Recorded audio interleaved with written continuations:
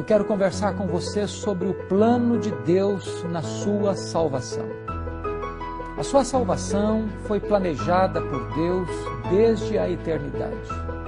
Este é um plano perfeito, este é um plano eterno, este é um plano que jamais pode ser frustrado. A sua salvação não foi algo ou uma medida, uma decisão que Deus tomou de última hora ou de segunda mão, ou partiu para um plano B porque o plano A havia fracassado. Não. Deus planejou e decidiu essa questão antes dos tempos eternos. Na verdade,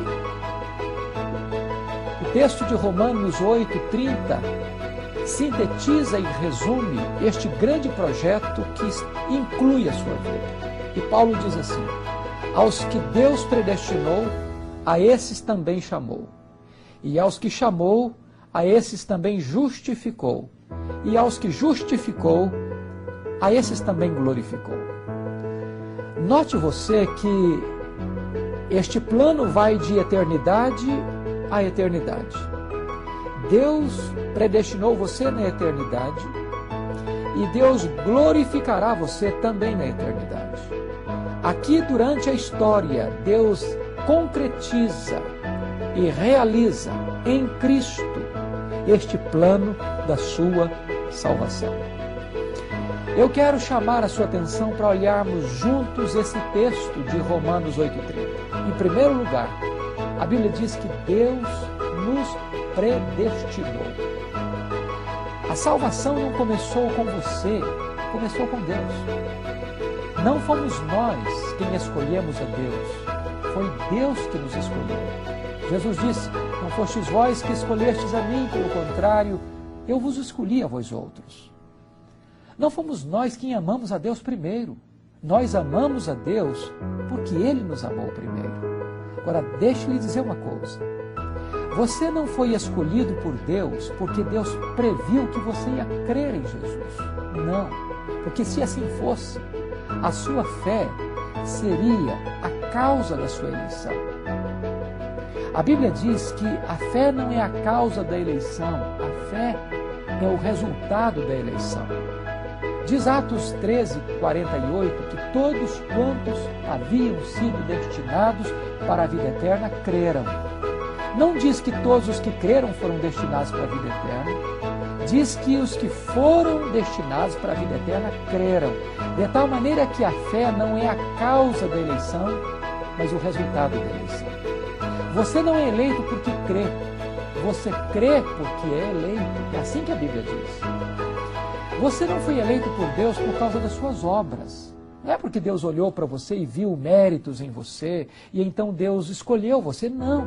A Bíblia diz que nós somos criados em Cristo para as boas obras e não por causa das boas obras. Nem Deus escolheu você porque viu em você santidade. Não. A Bíblia diz que Deus nos escolheu em Cristo antes da fundação do mundo para sermos santos e irrepreensíveis, e não porque éramos santos e irrepreensíveis. De tal maneira que todo o projeto da salvação é feito por Deus, é executado por Deus e é consumado por Deus. Isso é maravilhoso, porque se dependesse de nós escolhermos a Deus, estaríamos perdidos, estaríamos condenados, porque a Bíblia diz que você e eu estamos mortos nos nossos delitos e pecados.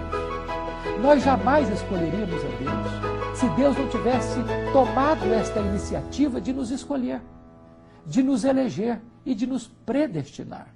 Portanto, tudo provém de Deus, que nos reconciliou consigo mesmo por meio de Jesus Cristo. Mas a segunda verdade que Paulo diz é a seguinte: os que Deus predestinou, a esses Deus também chamou. Há dois chamados na Bíblia: ao chamado externo e ao chamado interno. O chamado externo é dirigido a todos os homens. A Bíblia diz: muitos são chamados, poucos são escolhidos. O chamado externo é aquele que todos escutam, mas o chamado interno é quando o Espírito Santo opera uma mudança, uma transformação no seu íntimo, no seu coração.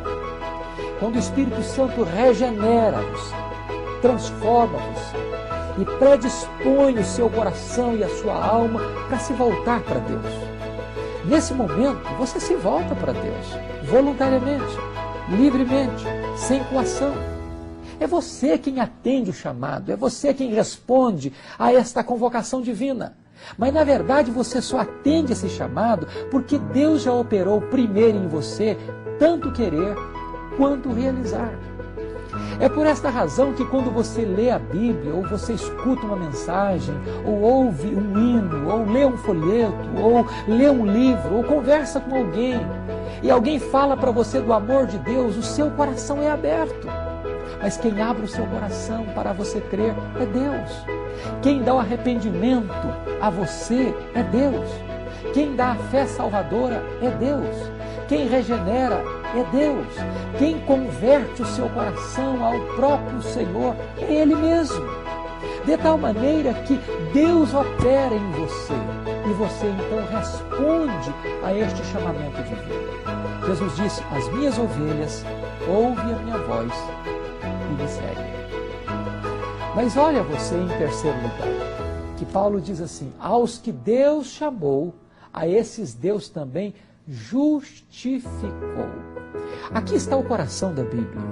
Se você não entender o que é a justificação, você não compreende a Bíblia e não desfruta desta verdade tão bendita, deste plano de Deus para a sua vida.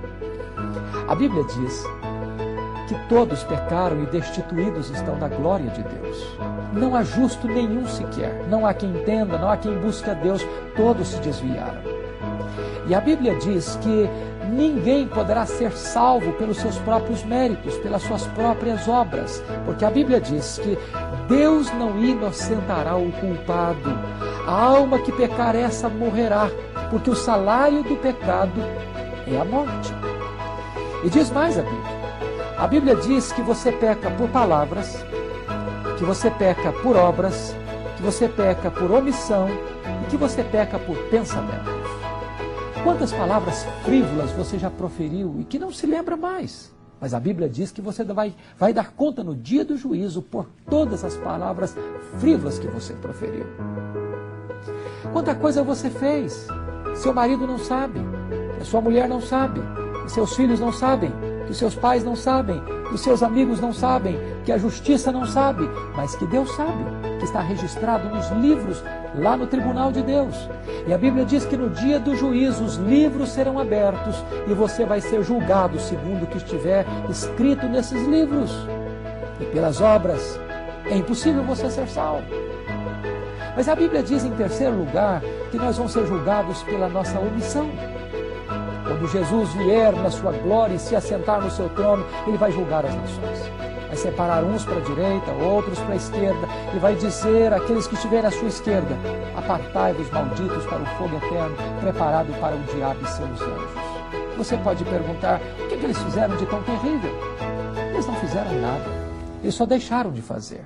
Jesus disse: eu estive com fome e não me deste comer. Eu estive com sede e não me deste beber. Eu estive nu e não me vestiste. Eu estive preso e não foste ver-me. Doente e não me visitaste. Forasteiro e não me abrigaste. E eles perguntarão: mas quando te vimos assim? E Jesus lhes dirá: todas as vezes que deixastes de fazer a um desses pequeninos, a mim o deixastes de fazer. Ou seja, você pode estar na sua casa, não falando mal de ninguém, não fazendo mal para ninguém e cometendo um terrível pecado de omissão. Mas em quarto lugar, a Bíblia diz que nós vamos ser julgados pelos segredos do nosso coração. Nós vamos ser julgados pelos nossos pensamentos. Preste atenção nisso. Ninguém pode escapar, porque o tribunal de Deus julga foro íntimo.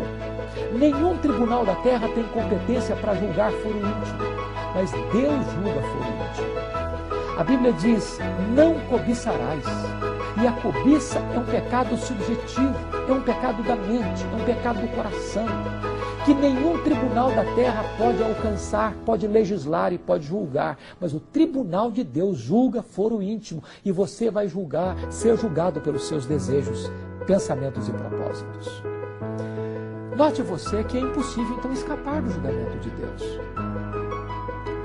Os psicólogos dizem que passam pela nossa cabeça 10.000 pensamentos por dia. Vamos imaginar que você seja uma pessoa maravilhosa, que durante o dia inteiro você não peca por palavras, nem por obras, nem por omissão. E desses 10 mil pensamentos por dia, imagine que você tem apenas 3 pensamentos pecaminosos por dia. Você já quase seria um anjo ambulante. Mas se você tiver só 3 pecados por dia, no final de um mês você terá 90 pecados. No final de um ano você vai ter 1080 pecados. Arredondando para 1000, se eu pecasse só 3 vezes por dia, eu já estaria com 49 mil pecados.